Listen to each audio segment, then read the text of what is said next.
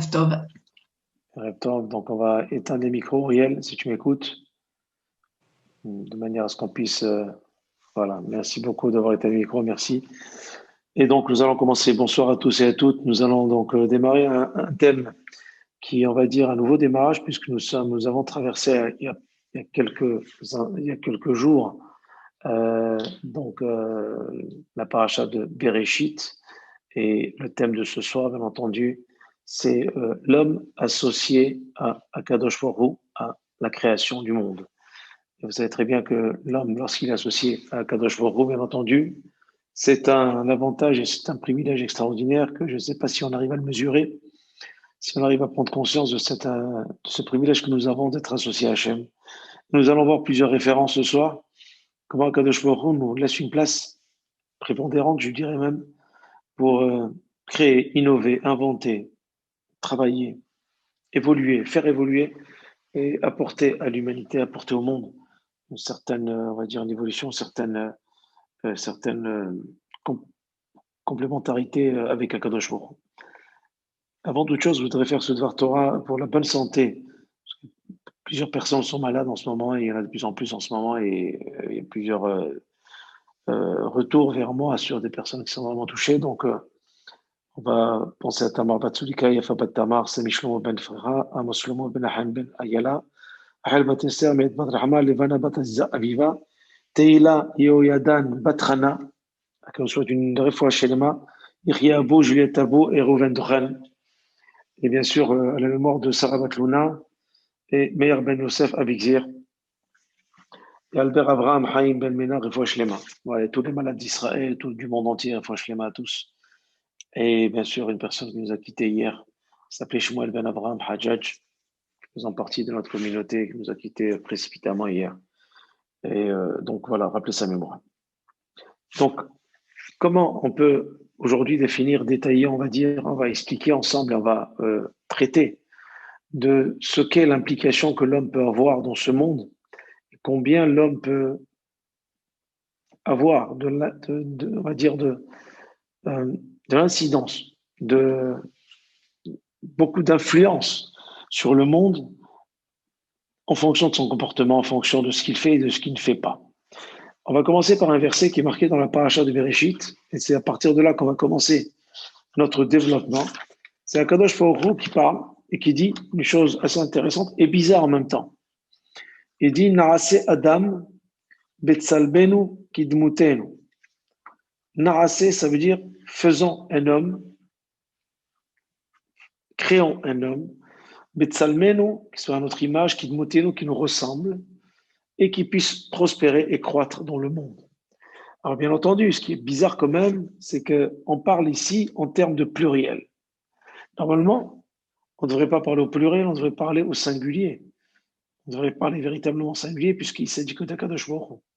Comment peut-on parler de pluriel alors que, Hasve Shalom, il n'y a pas de plusieurs dieux, il n'y a pas de dualité dans ce qui concerne la divinité, il n'y a pas non plus d'association avec Akadosh Baruch Hu à cette époque-là, à ce moment-là, pour pouvoir créer le monde et créer et donner une possibilité à l'homme de pouvoir créer le monde ou apporter à l'homme quelque chose. Voilà pourquoi il est important de comprendre ce verset pour commencer à développer le cours de ce soir. Alors, je voudrais vous rapporter d'abord ce que dit Rashi. Comme je l'ai si bien dit la semaine dernière, on échappe du Rashi pour aller vers des Tosfot, vers des commentateurs d'exégèse beaucoup plus profonds, qu'on pense être profonds, mais finalement Rashi dit tout, et il suffit simplement de regarder avec plus de précision. Rashi nous dit la chose suivante, et je vais lire en hébreu et traduire. Afalpi shelo seyahu betzirato, lo nimna kato milamed derechetz midata vanava.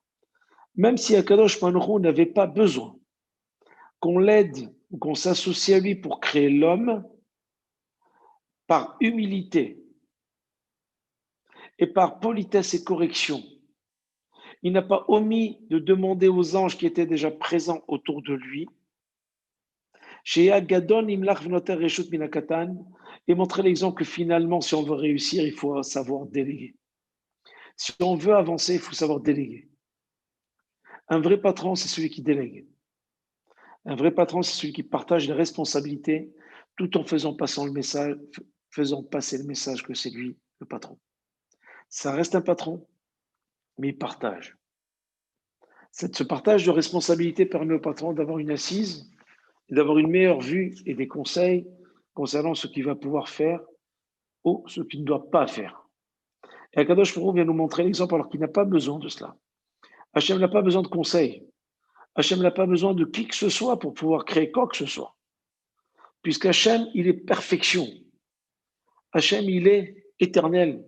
Hachem, il est un, il sait ce qu'il fait, il est créateur. Mais pourtant, le pasuk, Hachem dit dans la paracha, Narase Adam. Pour les hébraïsants, Narase, c'est-à-dire faisant un homme. Au lieu de dire RSC, je ferai un homme, il y a marqué Narase Adam.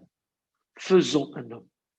C'est-à-dire que finalement, Kadosh Baruch Hu va nous apprendre la midat ha'anava, cette vertu de modestie, d'humilité qui caractérise celui qui sera son envoyé plusieurs années plus tard, qui s'appelle Moshe Rabbeinu, qui a été choisi parce que justement il avait midat ha'anava et pour aucun autre critère.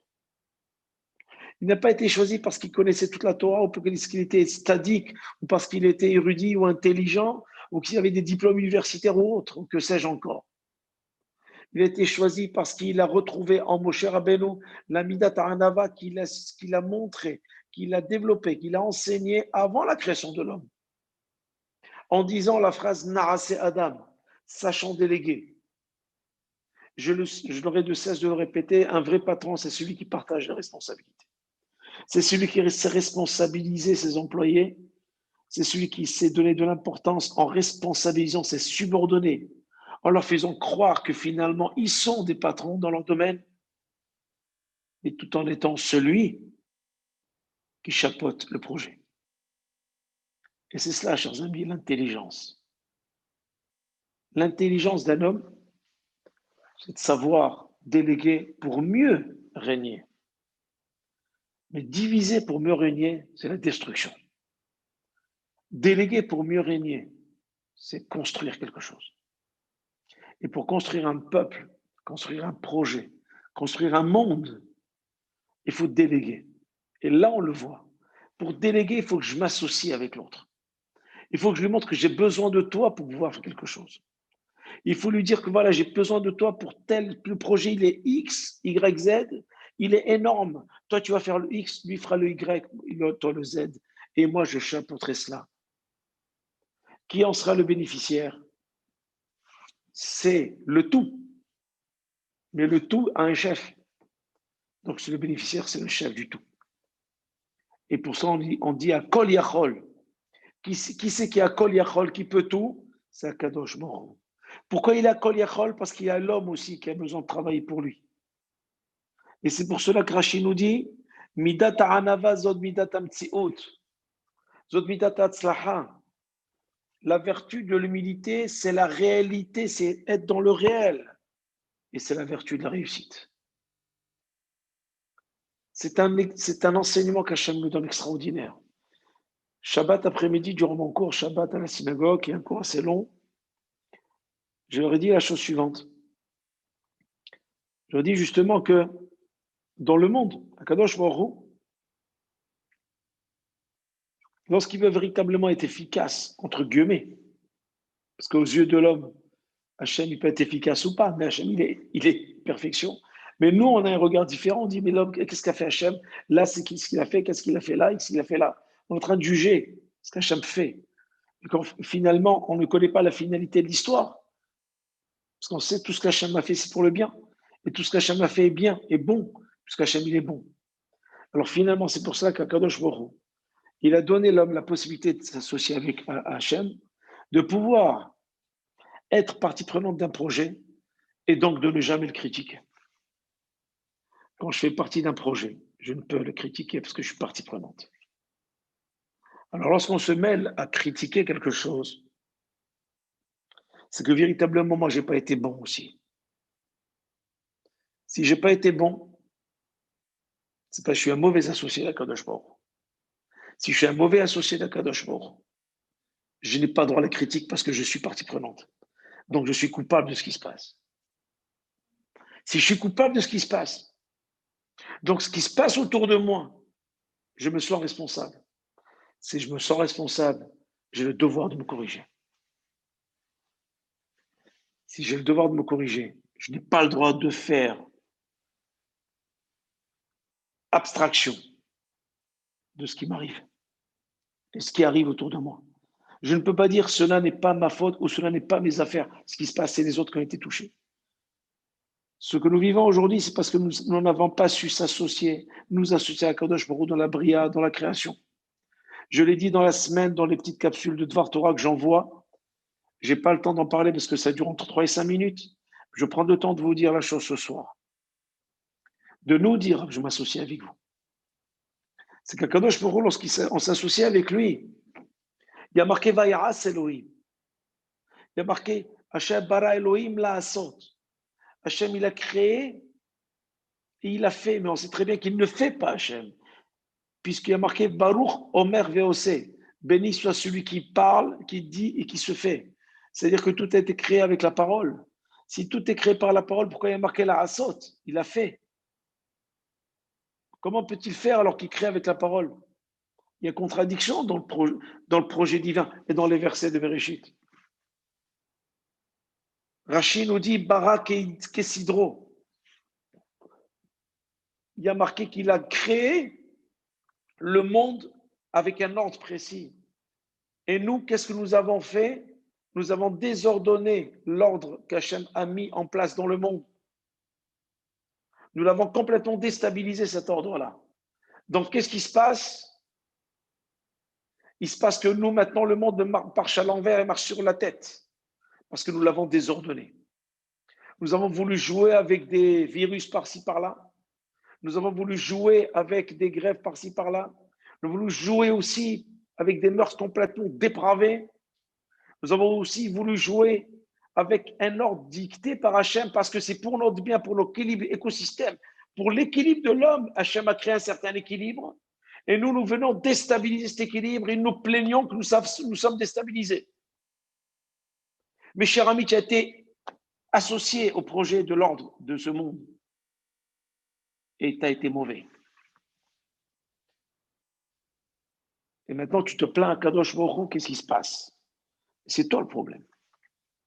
Tu as été un mauvais associé. Puisqu'un Kadosh Baruch Hu, il a été assez humble pour te laisser la place, il s'est rétréci, pour te laisser une place prépondérante. Et lorsqu'on est associé, on ne peut critiquer. Pourquoi? Parce qu'on est associé. Par contre, ceux qui peuvent critiquer, ceux qui sont en dehors du projet.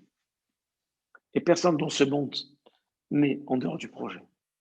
On est tous partie prenante, juifs et non-juifs, au projet divin. Puisque n'oublions pas que les lois noachides, les 7 lois noachides, qui ont été dictées dans la paracha que nous allons lire ce Shabbat, dans la paracha Noach, ont déjà été dictées depuis Noach et vont être intégrées dans la Torah lorsque Moshe Rabbeinu va donner la Torah. Ce qui veut dire que même les Noachides, tous les non-juifs sont impliqués dans une certaine responsabilité, qui sont les 7 lois noachides. Donc, ils sont aussi partie prenante. Et que personne ne peut dire aujourd'hui, moi, je ne suis pas associé à Hachem, moi, c'est le problème des autres. Ce qui se passe, ce n'est pas mon problème. Moi, je suis bien, je suis très bien, je suis chez moi, je m'enferme. Il n'est plus possible de dire cela. Parce que Hachem a dit Naase Adam. Et Ramim nous disent dans un livre qui s'appelle Parashat Drachim, le livre des chemins à emprunter, parce qu'il y a plusieurs chemins, mais qui mènent au même objectif. Chacun a son chemin, chacun a sa vie, chacun a son mode de vie. Mais on doit arriver à l'objectif d'Akadosh Baruch. Ce livre dit la chose suivante. Et il nous rapporte une Gemara qui s'appelle Gemara Sota, page 4.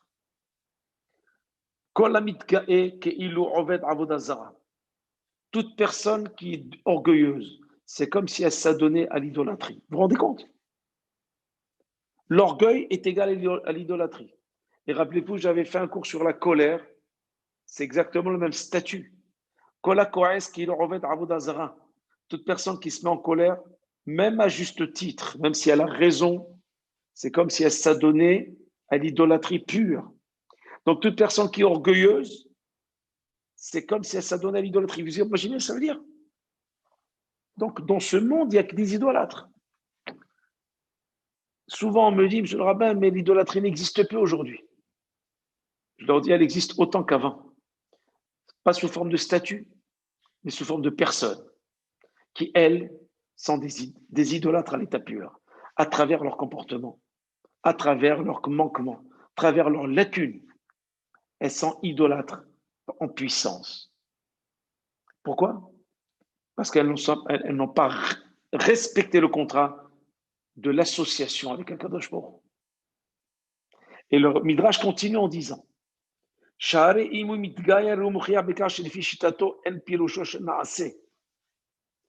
lorsqu'il s'orgueillit, il y a marqué Hachem Malach Geout Lavesh, quelqu'un qui devient orgueilleux, Hachem lui dit il n'y a pas de place pour deux orgueilleux dans ce monde. Le seul qui est digne d'être orgueilleux, c'est Akadosh Baruch. Si tu veux être orgueilleux avec moi, il n'y a pas ta place. Tu dois disparaître de ce monde.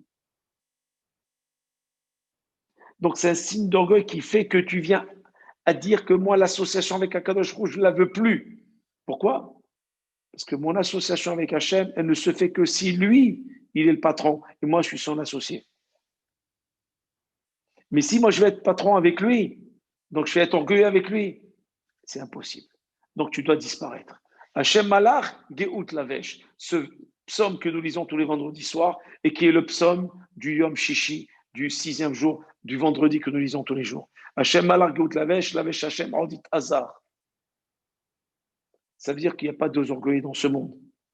Chez Hachem Itbarach, parce qu'Akadosh Baruch Hu nous a montré le chemin de l'humilité en disant faisons un homme. Chez Gadol Ish'al et Dato chez la Katan. Que le grand puisse donner un peu de cervelle au petit pour comprendre que lorsqu'il donne un message, c'est fait pour que le petit comprenne que c'est pour l'équilibre de l'écosystème. C'est-à-dire qu'il faut qu'il y ait toujours qu'il y ait un patron, il faut toujours qu'il y ait un employé pour qu'une société puisse fonctionner. Et que si tout le monde est patron, il n'y a pas possibilité d'existence d'une société. Une fois, il y a un avis, Rabbi Yoshua ben Levi, si je ne me trompe pas, je n'aimerais pas me tromper, il y a un doute, je mets entre guillemets. Il avait jeûné plusieurs jours pour voir il y a un avis. Voilà qu'il y a un avis, il vient dans son rêve, il lui dit, qu'est-ce que tu me veux? Il lui dit, je voudrais passer 24 heures avec toi, voir ce que tu fais dans la journée. La Gemara qui raconte. Il y a un avis, il lui dit, à une condition. Il lui dit laquelle? Tu vas voir des choses, plein de choses, mais tu n'as strictement pas le droit de poser une seule question. Il lui dit, soit. Et voilà qu'il arrive dans une ville dans laquelle il est très mal reçu. Et à la fin de ce Shabbat où il est très mal reçu, il leur souhaite que tout le monde soit président dans cette communauté, que tout le monde soit des rois. Tout le monde était content. Amen, amen, amen. Il leur a souhaité que des bénédictions en disant que tout le monde soit président, que tout le monde soit chef. Voilà qu'il s'en va. Il arrive dans une ville où il est reçu brillamment avec un kavod extraordinaire. Il leur dit, je vous souhaite qu'il y en ait un seul qui soit chef, que tous les autres suivent ses ordres. Rabbi Yoshua ben Levi ne comprend pas. Ça le démange. Il lui dit, si tu poses une question, tu repars chez toi, tu ne me suis plus et tu ne me sollicites plus. Il a dit, je veux une réponse, je ne comprends pas. Je ne peux plus supporter de ne pas répondre. Il a dit simple. L'endroit où on m'a mal reçu, j'ai souhaité que tout le monde soit des chefs. Si tout le monde est chef, c'est la destruction, c'est la catastrophe. Mais l'endroit où j'étais bien reçu, j'aurais souhaité qu'il y en ait un seul de chef et que les autres suivent les ordres. C'est la plus belle des bénédictions. Ce qui veut dire que lorsqu'ici, Kadosh Baruch Hu, il est le roi des rois, le patron des patrons, le créateur de toutes les créations, le roi des rois de l'univers et de tout ce que contient l'univers. Et on se dit que nous, on veut être associé à lui, être comme lui à son niveau. Alors à ce moment-là, il n'est pas possible de construire quoi que ce soit. Parce que lorsqu'il y a plusieurs chefs, il y a destruction. C'est impossible d'avancer. Impossible de pouvoir se projeter. Il y aura toujours des distensions. Donc, il n'est pas. Hachem l'a dit, il y en a un qui doit disparaître. Et celui qui disparaîtra, c'est toi. Parce que Hachem, il est éternel. Donc, en voulant, en ayant, en devenant orgueilleux,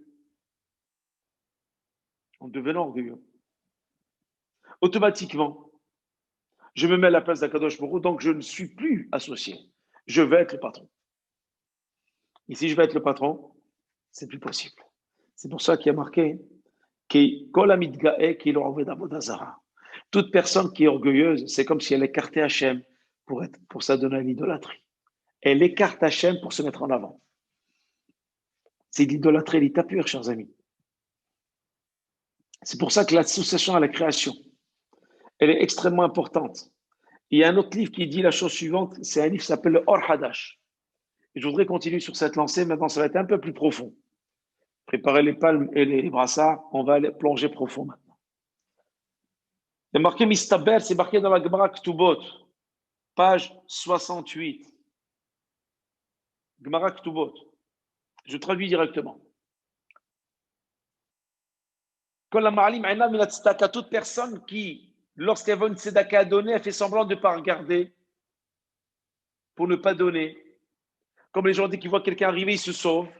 Lorsqu'ils sentent qu'on va leur demander, ils se sauvent, alors qu'ils ont de quoi donner.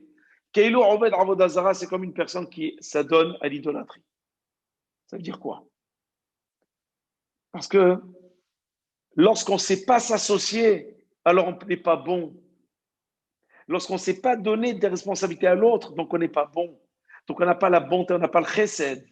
Une grande tzedaka, c'est responsabiliser l'autre. Akadosh Baruch Hu, il est bon. Donc il a donné à l'homme, même s'il est minable devant lui, même s'il ne vaut rien, c'est que de la poussière. Il a dit, je vais l'associer à mes créations. Je vais lui donner cette capacité de créer, d'inventer, d'innover, de faire évoluer le monde que j'aurais pu faire parfait. Et je ne l'ai pas fait parfait parce que je lui ai laissé la place et lui donner cette envie, cette sensation de créer et d'être quelqu'un d'important pour qu'il puisse être heureux dans ce monde. Mais si moi, je ne m'identifie pas à Kadosh Baruch Hu, je fais abstraction de cela, j'oublie la bonté d'Hachem, alors je suis Oved Avodah Zara. C'est comme si je m'adonne à l'Avodah Zara. Hachem, il lui dit, viens toi et moi, on va créer le monde. Moi, je vais le créer et toi, tu vas lui donner sa subsistance. Et justement, il y a marqué Naasé avec un langage pluriel. Parce que justement, Midat Aniyut, vous savez, Anava, ça veut dire humilité. Et Aniyut, ça veut dire pauvreté. C'est quoi la pauvreté? Pauvreté, c'est celui toujours qui pense qu'il a toujours quelque chose à obtenir. Il a toujours quelque chose à prendre. Il a toujours quelque chose à apprendre. C'est quelqu'un qui est humble, qui sait que ce qu'il a, il a ce qu'il a. Ça s'arrête là. Donc, il va s'associer avec Akadosh Baruch Hu pour avoir la bracha. Donc, quelqu'un est orgueilleux, il n'a pas besoin de l'association. Il se prend déjà pour Dieu lui-même. Et donc, on voit dans le passouk de Teilim, dans un Teilim qui est le Teilim 10, verset 2, psaume 10.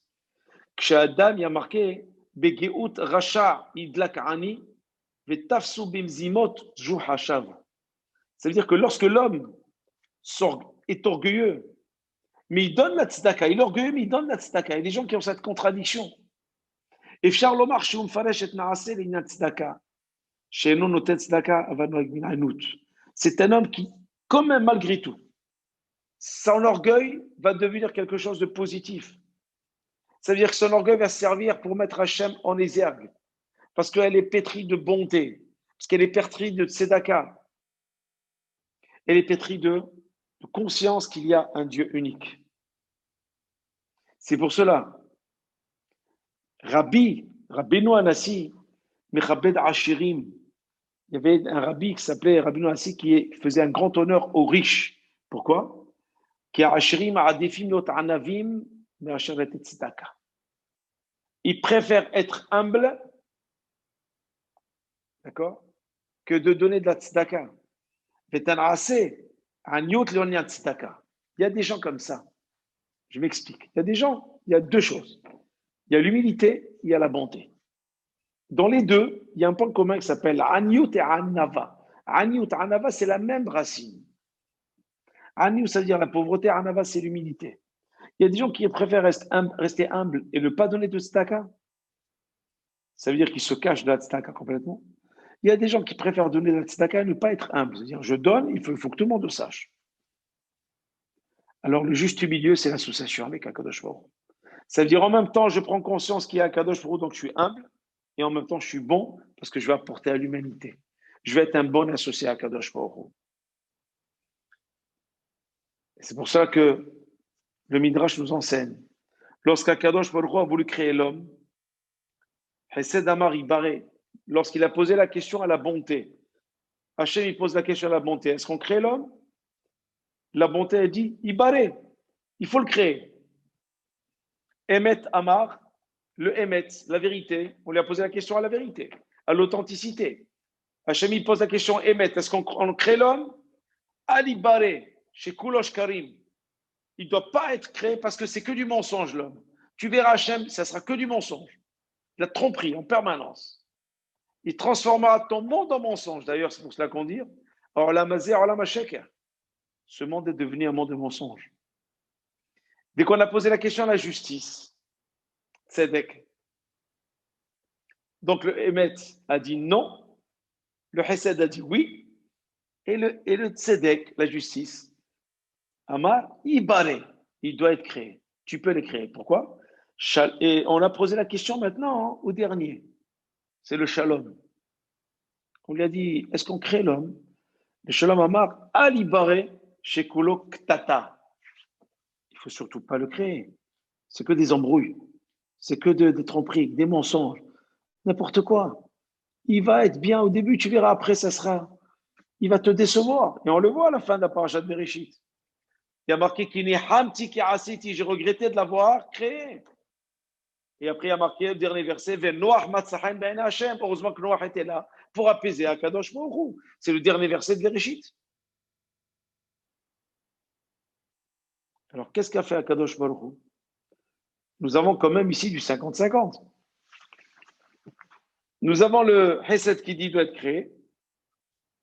Le Emet qui dit non, il ne faut pas le créer. Le Tzedek qui dit oui, il faut le créer. Le Shalom il dit non. Donc on est deux contre deux. Et Hachem, il veut une majorité. Qu'est-ce que Hachem va faire? Le Midrash est très dur. Il va dire Natal Emet Vishlicho Arza. Il a pris le Emet, il l'a jeté par terre. Chers amis, on ne comprend pas. Qu'est-ce qu'a fait Akadosh Baruch Hu? Pourquoi a-t-il pris le Emet pour le jeter par terre? On sait que le Emet, c'est quoi? Le Emet, c'est la Torah. Le Emet, Titen Emet le Yaakov, Hesed le Avraham. Et on l'appelle Torah, cette fameuse chanson Torah Emet Natan Lanu Baruch Hashem Baharbanu. C'est le Emet, la Torah, la base même du fondement même du judaïsme, le Emet. Même Yaakov qui a été nommé Israël, sa vertu, c'est le Emet. Comment peut-il prendre le Emet et le jeter par terre? Pour dire maintenant il n'y a plus deux contre deux et maintenant il y a deux contre un puisque le Emet, je l'ai jeté. Pour pouvoir créer l'homme. Pourquoi Hachem n'a-t-il pas tenu compte de ces deux contre deux, de pouvoir chercher un autre protagoniste pour voir où se trouverait la majorité? Pourquoi a-t-il jeté le Emet? Pourtant même le Shalom a dit qu'il ne fallait pas le créer. Si on regarde bien, le Shalom aussi a dit qu'il ne fallait pas le créer. Donc pourquoi a-t-il jeté le Emet, la vérité, et le Shalom l'a-t-il laissé? Pour mettre justement le camp de ceux qui ont dit ne pas créer soit en minorité. Question extraordinaire. Le rabbi de Kosk répond. Je vais doucement parce que c'est assez compliqué et profond. En disant la chose suivante. Il dit, Beram, chez Mashlichim et Emet, lorsqu'on jette le Emet, Yesh Kvar Gamar Beshalom.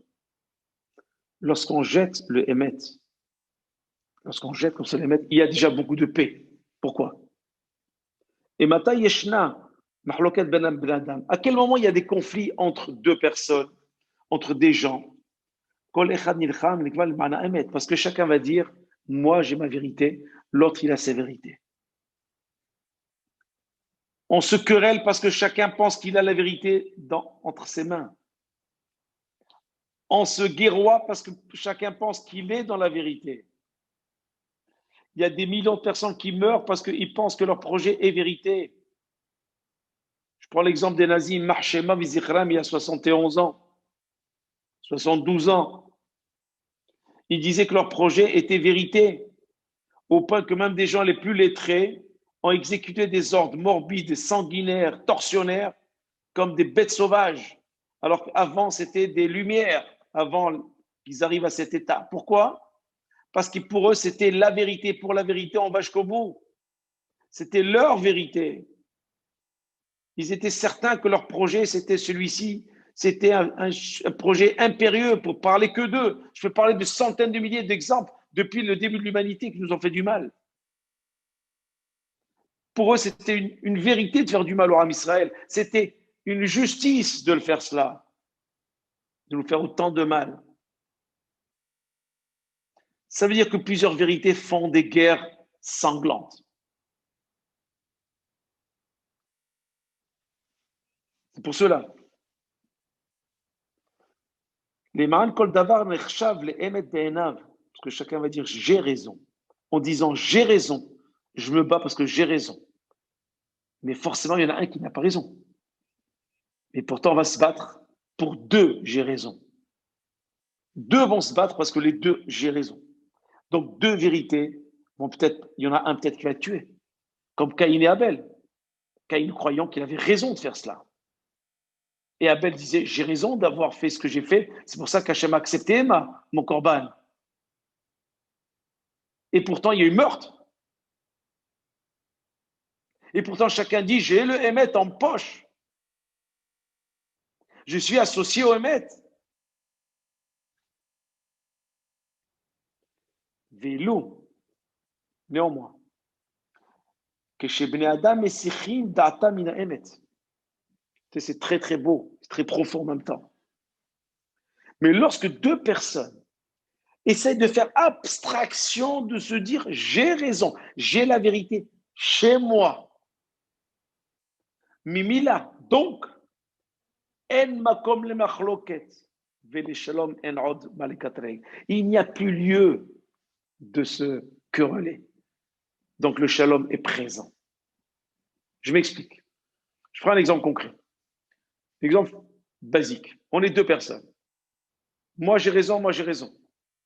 Mais des personnes vraiment sauvages, elles pourraient être amenées aux mains ou à faire du mal. J'ai raison, j'ai raison. À ce moment-là, ça peut finir en pugilat. Surtout si c'est deux pays, surtout si c'est deux nations. Ça peut se terminer en deux guerres sanglantes. Et combien? Regardez vous-même.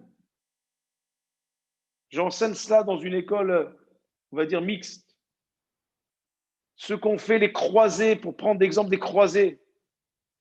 Qu'est-ce qu'on fait de croisés pour ne pas nommer Godefroy de Bouillon, le premier, un des premiers?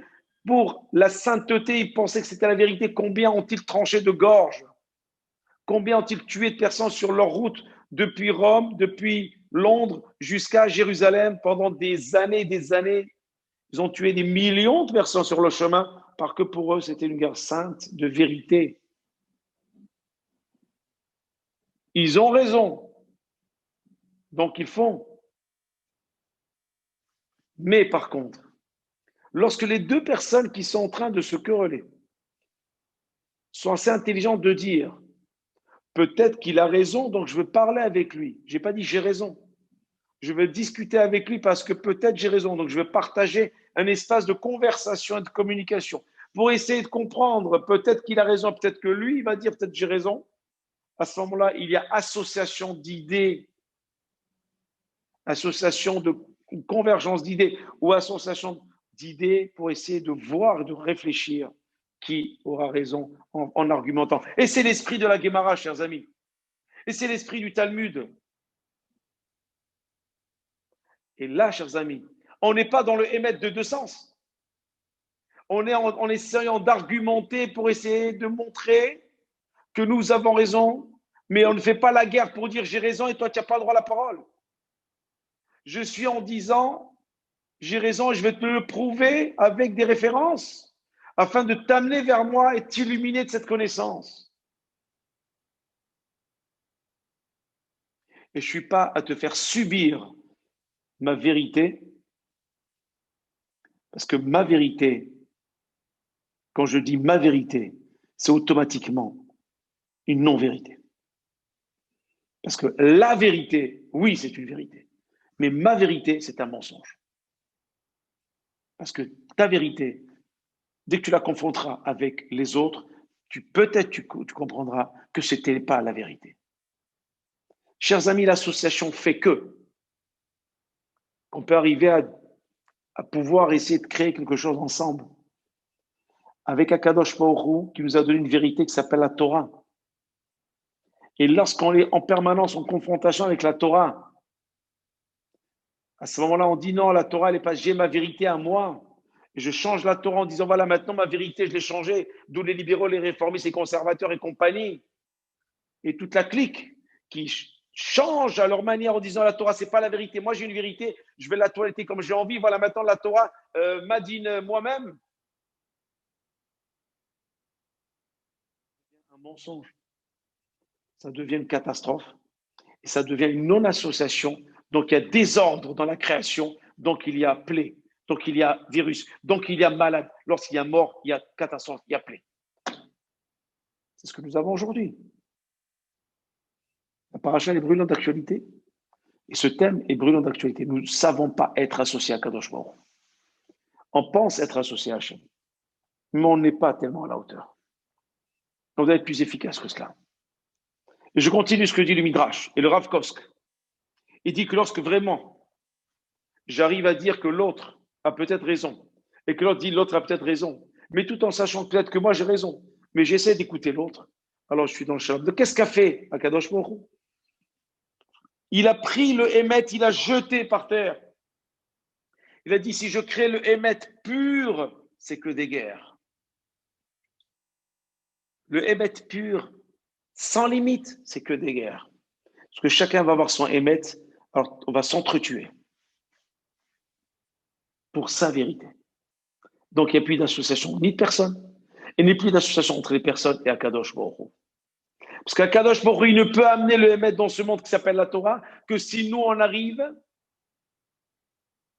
à mesurer le Hémet, à lui laisser une place, qui ne soit pas une grosse place, mais une petite place afin que la Torah du Hémet qui va s'installer dans ce monde puisse garder aussi sa place et s'associer avec ce petit Hémet-là, qui est mesuré. Et les deux me donnent un Hémet authentique. Si vous voyez ce que je veux dire. Parce que je me suis fait assez comprendre. Je ne sais pas. Non, oui, je répète. Lorsqu'il y a ce Hémet-là qu'Hachem a créé, c'est un Hémet à l'état brut. Ce Hémet à l'état brut, impossible de vivre avec. Imaginons que vous dites le Hémet à tout le monde, on va vous détester. Vous êtes obligé de faire des rondeurs de bouche, d'être diplomate, de faire des rondeurs de style, de dire des choses, d'omettre d'autres choses, pour ne pas blesser, pas passer. Alors, vous ne pensez pas du tout ce que vous dites. Donc, on n'est pas dans le Hémet brut. On est dans un Hémet qui est extrêmement après charge, après charge, après charge. On arrive, on a enlevé la TVA, on a tout enlevé, il reste quoi? Il reste comme ça, quoi. Comme quelqu'un qui gagne 3 000 euros, il se retrouve avec 2 500, quoi. On a enlevé, on a enlevé, on a enlevé, on a enlevé. Pourquoi? Parce que c'est invivable. C'est impossible. Mais on a besoin de quoi? Du Hémet de la Torah. Donc la Torah qui s'appelle Hémet, on l'associe avec ce Hémet qui est net, qui est bien arrangé pour pouvoir vivre en société. Et ces deux-là donnent une réflexion et un raisonnement qui fait qu'on ne peut jamais rentrer en conflit avec qui que ce soit, mais au contraire, on peut qu'étudier avec l'autre. On peut s'associer dans les idées. Et cette association d'idées fait qu'on peut vraiment créer dans ce monde. On peut innover, on peut apporter à l'humanité, on peut éclairer l'humanité. Et c'est ce qu'Hachem demande de nous. Si vous voyez à quoi j'arrive maintenant, c'est ce qu'Hachem demande de nous. Essayez en filigrane de regarder ce que je dis depuis le début. Il y a un fil rouge. Enfin, moi, je suis fébrile de ce que je dis déjà moi tout seul, ça fait du bien. Mais en tous les cas, ce fil rouge-là est important. Pourquoi? Parce que lorsqu'on a ce émettre-là associé avec la Torah, alors on ne peut qu'innover, on ne peut que faire de belles choses. On ne peut que garder sa place. On peut que garder l'ordre divin qu'Hachem a créé dans ce monde. C'est pour ça qu'Hachem a dit Yom Rishon, Yom Sheni, Yom Shlishi. Pourquoi n'a-t-il pas fait la Torah en 3 secondes? On n'en parle plus. Il aurait pu créer le monde en 3 secondes. Qu'est-ce qu'il a besoin de 6 jours? Akadosh Baruch Hu. Mais il fait ça et le monde, il est fait. C'est pour montrer qu'à l'homme qu'il a besoin d'ordre. Il y a un ordre dans la vie. Si tu désordres, tu vas je ne sais plus parler. Si tu mets un désordre dans la création, c'est fini. L'association tombe, on ne respecte plus les clauses du contrat. Et à ce moment-là, il y a le Maboul que nous allons lire cette semaine. C'est quoi le Maboul? C'est ce que nous vivons aujourd'hui avec le virus. Vous pensez que le Maboul, c'est de l'eau? Ne vous inquiétez pas, il y a d'autres sortes de Maboul. Il y a des Mabouls d'idées, il y a des Mabouls de personnes qui sont complètement perdues. Il y a des Mabouls où toutes les grandes puissances essaient de s'en sortir et personne ne sait à quel sein se vouer pour s'en sortir. Ils sont totalement Mabouls dans les deux sens. On ne sait plus quoi faire. C'est les eaux qui vous amènent à droite, les eaux qui vous amènent à gauche, les eaux qui vous amènent partout. Vous ne gérez plus rien. C'est l'eau qui vous gère. On se sent noyé. Certains se noient malheureusement. D'autres arrivent à la tête hors de l'eau. D'autres n'arrivent plus, sont agités, déprimés, oppressés, enfermés, confinés, dépressifs, comme j'en connais énormément en ce moment, et qui sont complètement à bout de nerfs. C'est un maboul. Pourquoi? Parce qu'on n'a pas su s'associer à Kadosh Baruch. On a désordonné son ordre. On s'est cru plus intelligent qu'Akadosh Baruch. On s'est cru orgueilleux, on veut se mettre à la place d'Hachem, voire plus. Hachem, il a dit, Narasé Adam, créant l'homme. Ça veut dire quoi, créant? Hachem, il s'est réduit à toi. Il s'est réduit à toi pour te dire, tu es associé à moi. Je te laisse une place. Ça veut dire quoi? Ça veut dire que c'est bon, allez, tu es avec moi. Hachem, il te dit ça. Et nous, au lieu de profiter de cette aubaine extraordinaire, on joue au fanfaron et on veut innover et on veut créer des choses pour montrer que finalement, on peut aller à des plus qu'Hachem. Hachem te permet d'innover jusqu'à un certain point. Parce qu'après, tu tombes dans le désordre. Et le désordre, c'est le maboul. C'est pour cela qu'aujourd'hui, on ne sait plus quoi prendre comme décision. Tantôt on ferme les bars, tantôt on l'ouvre, tantôt on les referme, tantôt on confine, tantôt on redéconfine. Maintenant, on parle de 19h, après c'est 20h, après 21h, après on ferme la journée, après on ferme la nuit. Voilà. Si ça ne s'appelle pas un maboul, je ne sais pas ce que ça veut dire un maboul alors. C'est ce que nous vivons aujourd'hui. Et le Midrash continue. Il dit la chose suivante. Maintenant que nous avons répondu pourquoi il a jeté le Hémet, on a compris pourquoi il a jeté le Hémet. Maintenant, il y a une question qui reste quand même. Et cette question qui reste, elle est forte, puissante. Pourquoi n'a-t-il pas jeté le Shalom à la place du Hémet? S'il avait jeté le Shalom à la place du Hémet, le Hémet serait resté un contre les deux, qui sont le Tzedek et le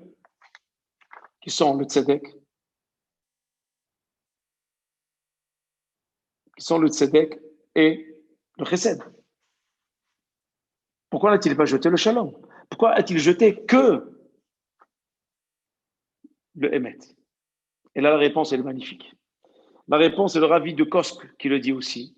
Il dit la chose suivante. Il dit, contre le Hémet,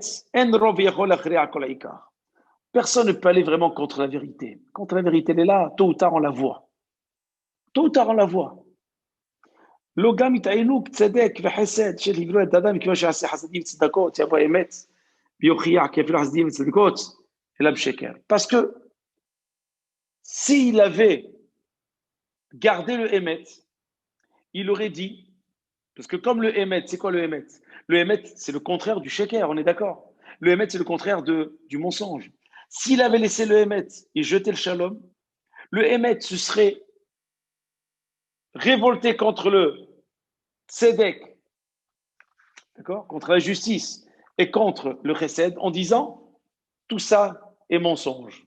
Parce que lui, il est émet, donc tout ça est mensonge. C'est moi le émet qui a raison. Parce que le émet se bat toujours contre les autres.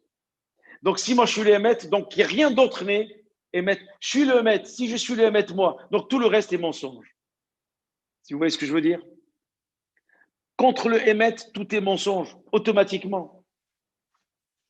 Hachem a jeté le émet parce que le émet aurait pu argumenter en disant tout ce qui n'est pas émet est mensonge. Donc tu m'as mis le tzedek, le shalom, le chesed, tout est mensonge.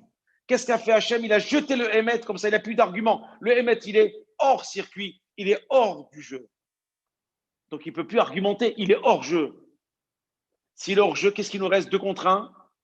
Le shalom contre le tzedek et le chesed. Donc si le shalom est contre le tzedek et le chesed, donc il y a vraiment 2 contre 1 où le shalom ne peut pas argumenter contre ces 2 vertus. Donc Hachem a créé l'homme grâce à cette majorité. C'est quand même profond et intéressant de voir. Trop de émet, tu les émet. Pas de émet, c'est l'essence du sheker. Être dans la mesure, encore une fois, les midot, c'est quoi? C'est la mesure. Une mida, c'est une mesure. Sachons garder les mesures. Et lorsqu'on garde les mesures, à ce moment-là, véritablement, on sait véritablement comment nager, comment créer, comment innover, comment garder sa place comme étant subordonné d'Hachem en étant associé. Puisqu'Hachem m'a responsabilisé, mais il ne m'a pas nommé patron. Il m'a donné des responsabilités, mais je ne suis pas le patron. Et c'est pour cela, chers amis, que lorsqu'on voit dans le récit biblique, il apparaît clairement que l'homme entretient une relation de collaboration et d'association avec son Créateur privilégié et magnifique. Dès la conclusion du récit des 6 jours de la création, à peine Adam il est créé, il est déjà investi d'une mission essentielle. Laquelle? C'est justement de faire le Shabbat. Bayom Hashivai Shabbat Vayin Nafash. Pourquoi il a créé juste avant Shabbat? Afin qu'il puisse avoir un Shabbat comme il se doit, avec une table dressée, puisque tout est déjà créé pour qu'il puisse préparer sa table. Hachem, il a aidé à faire tout ce qu'il a voulu faire. Il aide l'homme. Donc l'homme, il a pour mission de quoi? De réaliser le monde créé par Dieu. Il a le devoir de le réaliser, ce monde qu'il a créé, Hachem. Comment? En y introduisant la dimension d'action qui fait vivre l'homme. S'il n'y a pas d'action de l'homme, il n'y a pas de création. S'il n'y a pas de création, il n'y a pas d'association. Ainsi, l'homme créé qui a été créé à l'image de Dieu, puisqu'il y a marqué Betzelem Elohim bara et Adam, puisque l'homme a été créé à l'image de Dieu, donc il deviendra automatiquement l'associé du Créateur.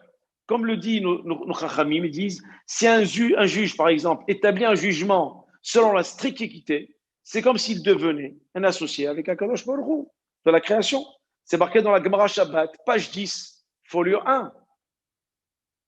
Lorsque j'établis un jugement selon la stricte équité, si je suis un dayan, je fais un jugement selon la loi de la Torah, la stricte équité, automatiquement, je m'associe avec Akadosh Baruch Hu.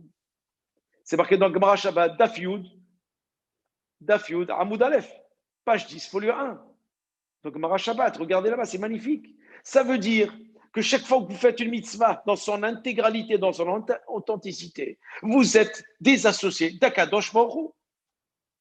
Comment? En permettant à l'homme, au monde, de continuer à exister et de rester équilibré grâce à la mitzvah que vous venez de faire.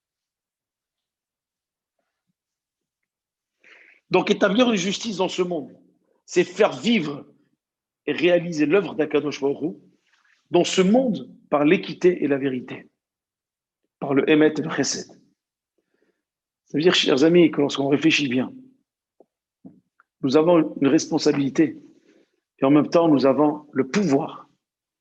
Ce n'est pas donné à tout le monde de changer les choses, de changer les réalités, de changer ce qui se passe, de transformer des épreuves en joie, des plaies en guérison, des peines en joie, en bonheur, tout simplement en essayant de rester toujours dans le chemin de la Torah, du Emet, du Tzedek, du Chesed et du Shalom. Tout cela dans leur juste mesure.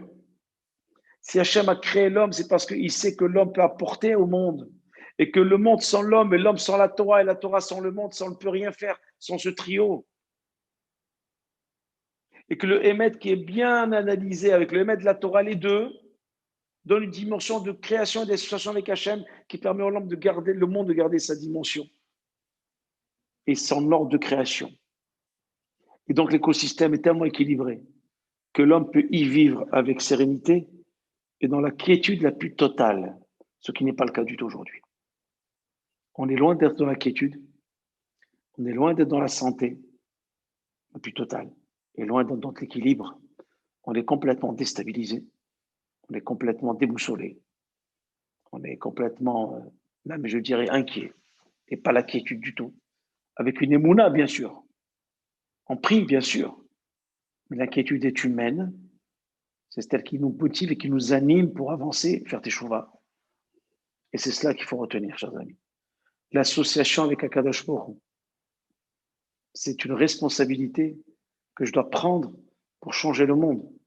Hachem, il dit, j'ai créé le monde, c'est à toi de le réaliser maintenant. J'ai dit ce qu'il fallait que le monde soit. Maintenant, à toi de faire maintenant. Moi, j'ai dit pour qu'il soit. C'est à toi de faire.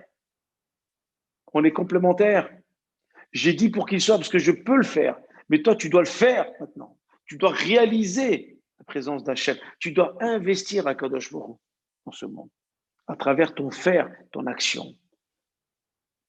Donc, si cette association n'est pas équilibrée, il y a Baboul. Et qui c'est qui peut rester au dehors de l'eau? C'est Noir. C'est qui Noir? Nachat Ruach, celui qui amène de l'apaisement à Kadosh Baruch Hu. C'est celui qui amène de la sérénité, de la satisfaction à Kadosh Baruch Hu.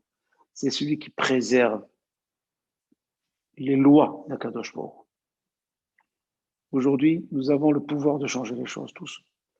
Nous avons cette force de changer la destinée de ce monde, parce que le monde y tient grâce au peuple d'Israël et la Torah d'Israël. Il faut le savoir, c'est pas de l'orgueil, c'est une lourde responsabilité, mais ô combien magnifique, qui nous permet d'avoir un pouvoir sur ce monde,